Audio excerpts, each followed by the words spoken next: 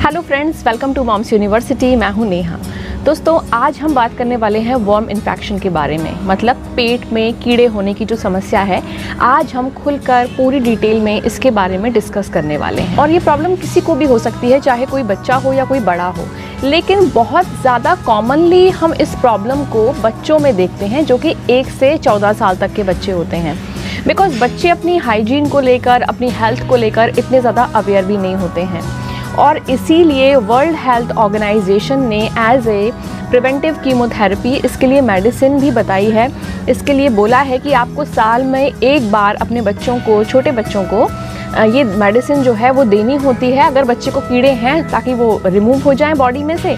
आप समझ सकते हैं कि ये कितना एक सीरियस प्रॉब्लम है, जिसके लिए वर्ल्ड हेल्थ ऑर्गेनाइजेशन भी लगातार काम कर रहा है। आज के इस वीडियो में हम डिस्कस करेंगे कि बॉडी में हमारे क्या क्या सिम्टम्स हम देखते हैं जब आपको पेट में कीड़े हो जाते हैं। दूसरा, हम उन कारणों के बारे में भी बात करेंगे कि क्या क्या वो रीजंस हैं जिसकी वजह से पेट में कीड़े हो जाते हैं। और एज अ फार्मासिस्ट मैं आपको यहाँ पर वो मेडिसिन के साथ साथ एक प्रॉपर डोज भी बताऊंगी, आप अपने बच्चे को वो डोज देकर प्रिवेंटिव कीमोथेरेपी भी कर सकें। लेकिन सबसे पहली चीज़ मैं ये कहना चाहूँगी कि ये जो भी मेडिसिन इस कैटेगरी में आती हैं, जो हम कीड़े मारने की दवा जिसको हम बोलते हैं, ये एंटी हेलमिंथिक्स होती हैं और ये शेड्यूल एच के अंदर आती हैं। शेड्यूल एच ड्रग्स वो ड्रग्स होते हैं जिनको हमें डॉक्टर्स के प्रिस्क्रिप्शन के बिना नहीं लेना चाहिए।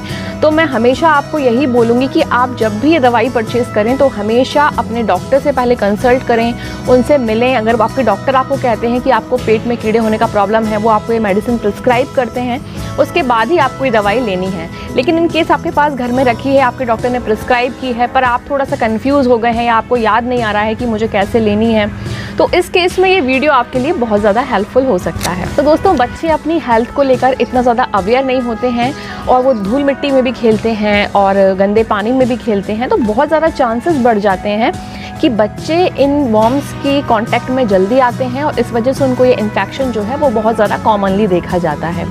क्योंकि ये जो वर्म्स है ना, वो हमको अपनी नेकेड आई से दिखते ही नहीं हैं, वो इतने छोटे होते हैं और साथ में ये पैरासिटिक नेचर के होते हैं, मतलब परजीवी होते हैं और इनको कोई ना कोई होस्ट चाहिए होता है, मतलब हमारे जैसे बॉडी चाहिए होती है कोई भी एनिमल की या कोई भी लिविंग बीइंग की। इसलिए ये हमारी बॉडी में या किसी एनिमल की बॉडी में जाकर अपने आप को ग्रो करते हैं, मल्टीप्लाई करते हैं। तो आपने ये देखा होगा कि जिनको कीड़े पेट में हो जाते हैं, वो जो बच्चे हैं उनका जो वज़न है वो कम होने लगता है, उनमें कमज़ोरी होने लगती है, हम बोलते हैं ना मैल न्यूट्रिशन हो गया है। तो ये प्रॉब्लम पेट में कीड़े होने के बाद में बहुत ज़्यादा कॉमनली देखी जाती है। जो भी खाना बच्चे खा रहे होते हैं वो ये कीड़े खा लेते हैं, वो ये कीड़े उनका पूरा न्यूट्रिशन ले लेते हैं और इसकी वजह से बच्चा कमज़ोर होता चला जाता है और ये जो वर्म्स हैं, ये इनका जो ग्रोथ है वो बढ़ता जाता है। कई बार ये प्रॉब्लम्स इतनी ज़्यादा सीवियर भी हो जाती हैं कि ये हमारे इंटेस्टाइन का न्यूट्रिशन लेते रहते हैं और इतना डैमेज कर देते हैं इंटेस्टाइन को कि इंटेस्टाइन में कई बार स्वेलिंग आ जाती है, उनमें इंटेस्टिनल ब्लीडिंग हो जाती है लोगों को। तो कई बार प्रॉब्लम्स काफ़ी सीवियर भी हो सकती हैं, तो इसीलिए इसका ट्रीटमेंट करना बहुत ज़रूरी है साथ में। और अगर हम प्रिवेंटिव कीमोथेरेपी करते हैं तो हम अपने बच्चों को इससे बहुत आसानी से बचा सकते हैं। और इसीलिए हमारे देश में भी नेशनल डीवॉर्मिंग डे, जो कि 10 फरवरी को मनाया जाता है, और उस दिन हमारे यहाँ पर जितने भी जो आंगनबाड़ी केंद्र हैं वहाँ पर फ्री ऑफ कॉस्ट ये जो मेडिसिन है वो बच्चों को दी जाती है, पिलाई जाती है। वर्म्स भी कई टाइप के होते हैं, like pin worms, hook worms, web worms, round worms, tape worms. तो इनके शेप और स्ट्रक्चर के अनुसार इनके जो है नाम जो हैं वो अलग अलग रखे गए हैं, अलग अलग नाम होते हैं इनके। चलिए अब बात कर लेते हैं उन कारणों की कि क्या क्या वो कारण है जिसकी वजह से हमारी बॉडी में जो ये वर्म्स हैं ये एंटर हो जाते हैं। तो इसका सबसे बड़ा रीज़न तो हो गया हाइजीन, गंदे हाथों से खाना खाना या गंदा पानी पीना। छोटे बच्चे अगर धूल मिट्टी में खेल रहे हैं और उनके अगर हाथों में मिट्टी लग गई है, उनके नेल्स के अंदर मिट्टी चली जाती है और वही हाथ वो मुँह में बार बार लेते हैं, तो उस केस में उनके पेट में वर्म इन्फेक्शन होने के चांसेस और ज़्यादा बढ़ जाते हैं।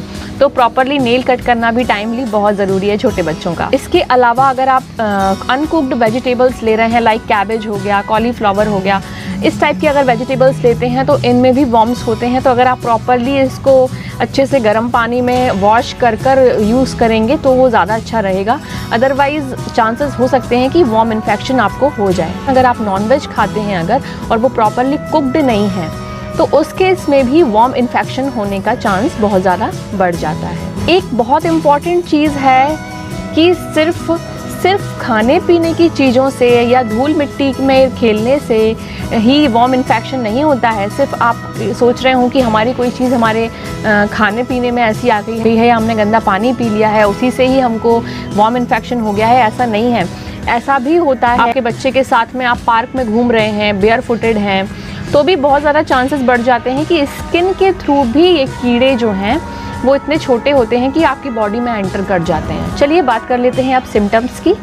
तो अगर आपको 1 हफ्ते से ज़्यादा कंटिन्यूअस पेट दर्द की समस्या हो रही है तो एक बार अपने डॉक्टर को ज़रूर दिखा लीजिए, बिकॉज़ हो सकता है कि आपको वॉर्म इन्फेक्शन हो गया हो, क्योंकि इसके कारण भी पेट में दर्द होने का प्रॉब्लम हो जाता है।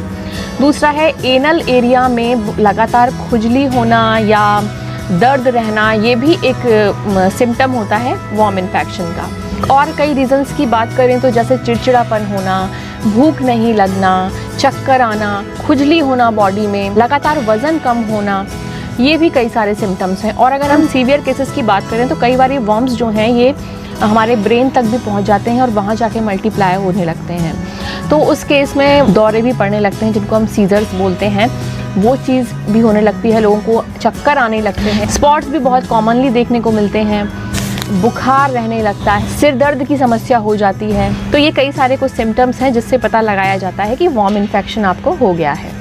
तो यहाँ पर डॉक्टर कुछ टेस्ट करने के लिए आपको बोलेंगे, लाइक स्टूल टेस्ट, क्योंकि कई बार स्टूल में भी कीड़े देखे जाते हैं, वॉर्म्स जो हैं वो स्टूल में भी आने लगते हैं। तो डॉक्टर यहाँ पर आपको स्टूल टेस्ट के लिए बोल सकते हैं, ब्लड टेस्ट के लिए बोल सकते हैं, सोनोग्राफी, एमआरआई, एंडोस्कोपी, कोलोनोस्कोपी, ये कई सारे टेस्ट हैं जो डॉक्टर्स आपको यहाँ पर बोलेंगे। पर आप सोचेंगे कि भाई सोनोग्राफी की क्या ज़रूरत है, तो ये इसीलिए डॉक्टर्स बोल देते हैं क्योंकि डॉक्टर इससे ये पता लगाना चाहते हैं कि आपकी बॉडी का कौन सा पार्ट है जहाँ पर ये जो वॉर्म हैं वो पहुँच गए हैं या कहीं पर कोई डैमेज तो कॉज नहीं कर दिया है अंदर ही अंदर। तो इसका पता लगाने के लिए डॉक्टर्स आपको यहाँ पर सोनोग्राफी करने के लिए बोलते हैं। ब्लड टेस्ट भी इसीलिए होता है कहीं ब्लड में इन्फेक्शन तो नहीं फैल गया है बहुत ज़्यादा। तो इस तरीके से डॉक्टर अपने हिसाब से देखकर आपको जो टेस्ट हैं वो करवाने के लिए बोलेंगे। चलिए अब बात कर लेते हैं वॉर्म इन्फेक्शन मेडिसिन की, जो कि है एल्बेंडाजोल 400 mg। छोटे बच्चों के लिए ये लिक्विड फॉर्म में, साइरप के फॉर्म में अवेलेबल है और बड़ों के लिए ये टैबलेट फॉर्म में अवेलेबल है।